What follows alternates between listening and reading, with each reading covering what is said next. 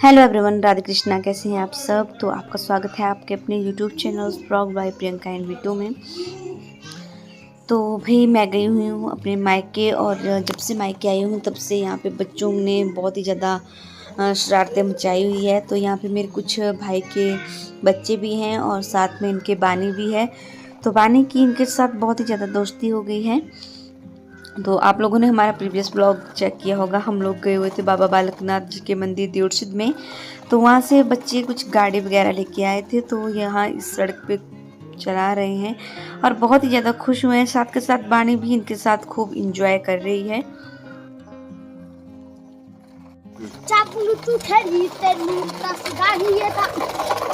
तोड़े ना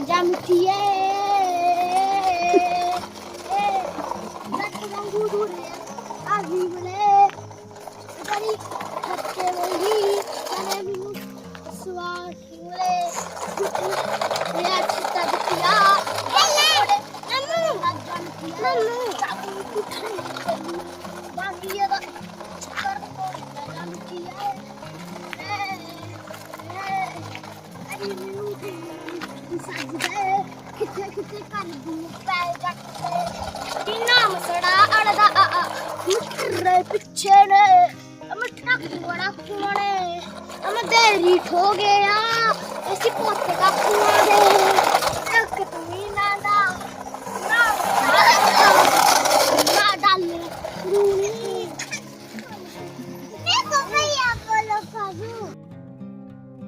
तो ये है भाई मेरे मामा जी का पोता, इसका नाम है डुगू। तो ये सिद्धू मूसेवाले का बहुत ही बड़ा फैन है, जहाँ देखो उनके गाने गाता ही रहता है। तो यहाँ पे सभी बच्चे बहुत इंजॉय कर रहे हैं, लेकिन मेरी बानू थोड़ी सा पीछे रह गई है। लेकिन डुगू बानू का बहुत ही ज़्यादा ख्याल रखता है, उसको बहुत ही ज़्यादा अपने साथ रखता है, उसके साथ मस्तियाँ भी करता है।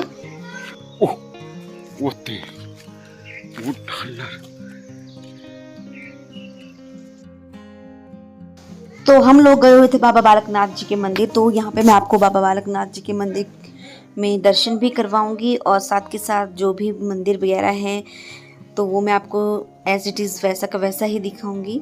तो बहुत ही ज़्यादा भीड़ थी। हम लोग संडे के दिन गए हुए थे, पापा मम्मी, बानू के पापा, बानू और मेरे भाई वगैरह सब गए हुए थे। तो हम लोगों ने बहुत ही ज़्यादा इंजॉय किया, लेकिन थोड़ी सी भीड़ थी यहाँ पे।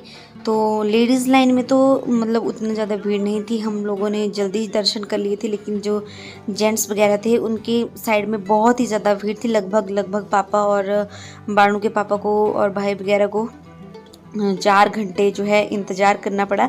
लेकिन कहते हैं ना कि सब्र का फल मीठा होता है, और जिस काम को करने में कष्ट ही ना हो उसमें कोई मज़ा भी नहीं आता है।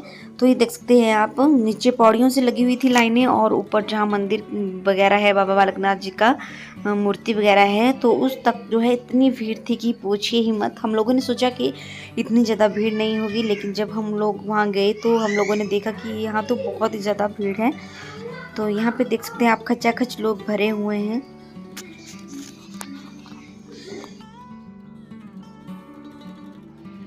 संडे वाले के दिन यहाँ पे गर्मी भी बहुत ज़्यादा थी, लेकिन यहाँ पे देखिए श्रद्धालुओं के लिए पूरा इंतज़ाम किया हुआ है। इतने बड़े बड़े फ़ैन भी लगाए हुए हैं। तो मैं तो ये कह सकती हूँ कि जब भी मंदिर में हम लोग प्रवेश हुए तो ऐसा लग ही नहीं रहा था कि इतना ज़्यादा टेम्परेचर है। सच्ची बात बताऊं तो अपनी शादी के बाद मैं एक बार भी यहाँ पे नहीं गई थी, और जब मेरी शादी नहीं हुई थी तो हम लोग जाते ही रहते थे साल में 2-3 बार।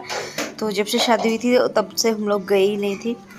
तो ये मम्मी ने अचानक सा प्रोग्राम बनाया हुआ था कि जब से तेरी शादी हुई है तब से हम बाबा बालकनाथ जी के मंदिर गए ही नहीं हैं, 2-3 साल हो गए हैं। तो मैंने भी कहा कि चलिए चल ही पड़ते हैं, और जो काम निपट जाए वो अच्छा ही है। तो वैसे तो ऑलरेडी प्रियंका ने आप लोगों को बता ही दिया है। हमें बाबा जी के दर्शन के लिए लगे तकरीबन ऑलमोस्ट पूरे 4 घंटे। और अभी देखिए नवरात्रे वगैरह भी नहीं है, ओनली संडे ही था, और अभी भी इतनी ज़्यादा भीड़ है। जैसे जैसे हम मूर्ति के नज़दीक पहुंच रहे थे जहां पर हमने बाबा जी के मेन दर्शन करने थे, तो उतने ही तादाद में श्रद्धालु आ रहे थे पीछे से, और 10-15 वॉल्वो मतलब एकदम से अचानक ही आ गई वहाँ पे संडे वाले दिन। तो उस वजह से भी बहुत ज़्यादा वहाँ पे एकदम से भीड़ इकट्ठा हो गई थी। तो बाबा बालकनाथ जी के दर्शन भी आप लोगों को करवाएंगे हम, तो यूं ही आगे बने रहिएगा। उससे पहले मैं आप लोगों को थोड़ा सा बताना चाहता हूँ, यहाँ पर सराय वगैरह की काफ़ी अच्छी फैसिलिटी है, उतने ज़्यादा दाम नहीं है। अगर कहीं दूर से आ रहे हैं आप तो बड़े ईज़िली यहाँ पे आप 100, 200, 300, 400 इस तरह की रेंज में आप लोगों को कमरे मिल जाते हैं। बाकी लंगर वगैरह बाबा जी के नाम से 24 घंटे चलता ही रहता है। बाकी बाबा जी के दर्शन करने के लिए अलग अलग स्टेटों से भी लोग आते रहते हैं काफ़ी ज़्यादा भीड़ में। तो यहाँ पर गाड़ियों की मैं बात करूँ तो मैंने जम्मू कश्मीर, केरला, मुंबई, यहाँ तक साउथ साइड की गाड़ियों के नंबर भी देखे। तो बहुत एक प्राउड की बात है कि बाबा जी की इस तरह से मान्यता है पूरे के पूरे देश में, संसार में।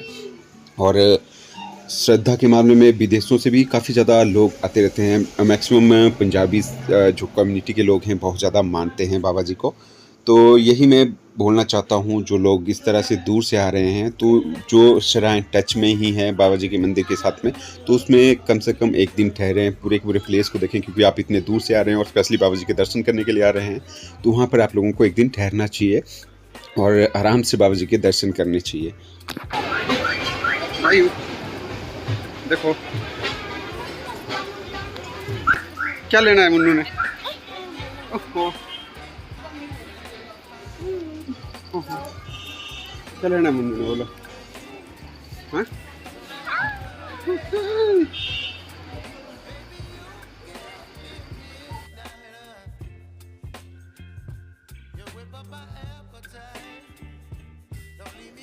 तो चलिए अब बाबा जी के आप लोगों को दर्शन भी करवा लेते हैं और अपने चैनल के थ्रू मैं अपने इस ब्लॉग के थ्रू, वीडियो के थ्रू लाइव दर्शन करवा रहा हूँ आप लोगों को बाबा दियोटसिद्ध जी के। तो आप भी अपनी अपनी मुरादें मांग लीजिए, बाबा जी सबकी मुरादों को पूरी करते हैं। तो जय हो बाबा बालकनाथ जी दियोटसिद्ध वाले।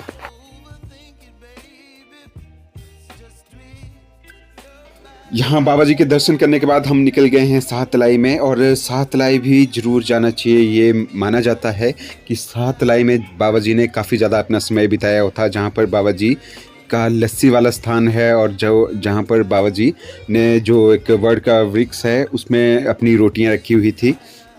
तो यहाँ पर बहुत ज़्यादा टाइम बिताया हुआ बाबा जी ने।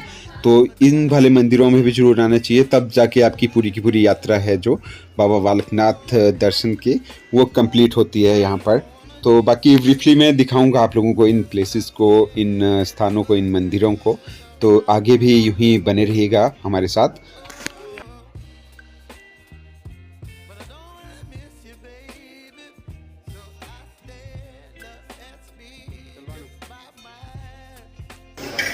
हाय लो नहीं बोलेगी। हम लंगर खा रहे हैं।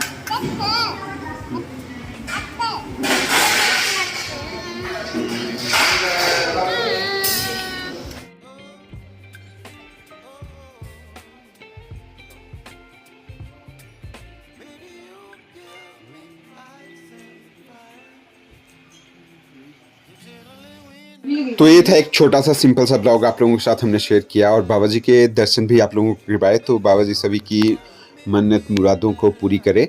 और इससे आने वाले ब्लॉग में भी मैं आप लोगों के साथ एक अच्छा सा वीडियो शेयर करूंगा। ये जो आप लोगों को लस्सी वाला स्थान और जो रोटियों वाला स्थान है बाबा जी का, वो शेयर करूंगा। तो इस वाले ब्लॉग की कर रहा हूँ यहीं पर ही एंडिंग। बहुत ही जल्द मिलेंगे नए ब्लॉग के साथ, तब तक के लिए अपना ख्याल रखिएगा। Bye bye.